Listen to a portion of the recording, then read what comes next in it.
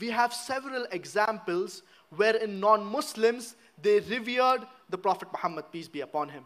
They respected the Prophet Muhammad, peace be upon him.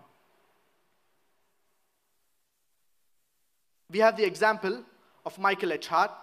He writes in his book, The 100 Most Influential Human Beings, and he gives Prophet Muhammad, peace be upon him, the number one position. Out of all the people in human history, he gives Prophet Muhammad, peace be upon him, the number one position. Michael H. Hart, being a non-Muslim, he gives Prophet Muhammad, peace be upon him, the number one position in his book. And he gives his reasoning. And he says that Prophet Muhammad, peace be upon him, was the only human being who was supremely successful on the religious as well as the secular front. We have the example of Lamartine. He says regarding Prophet Muhammad, peace be upon him, if greatness of purpose, smallness of means, and astounding result are the three criteria to judge a man's genius, who can dare to compare himself to Prophet Muhammad, peace be upon him? And Lamartine further says regarding Prophet Muhammad, peace be upon him, that he is an apostle, a legislator, a warrior,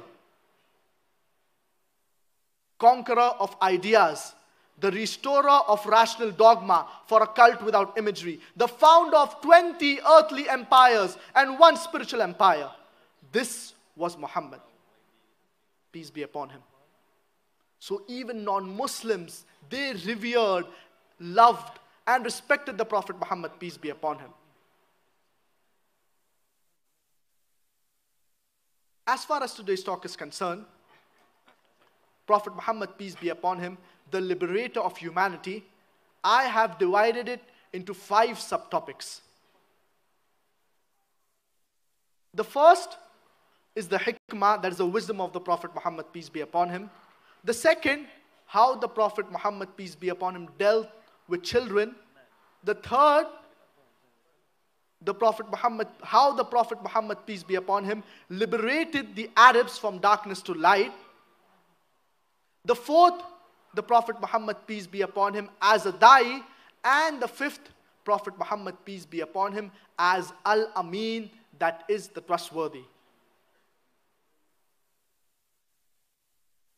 First, we'll discuss the hikmah, the wisdom of the Prophet Muhammad, peace be upon him. The Prophet Muhammad, peace be upon him, he fought against injustice and oppression. And this was in Medina. Whereas in Makkah, the Prophet Muhammad, peace be upon him, he was tortured and persecuted, but he bore this with patience. Even the Sahaba, they were tortured and persecuted because they believed in one God. But the Prophet Muhammad, peace be upon him, he ordered the Sahaba to bear all of this with patience. And this was the hikmah, the wisdom of the Prophet Muhammad, peace be upon him. Because these were the initial stages of dawah.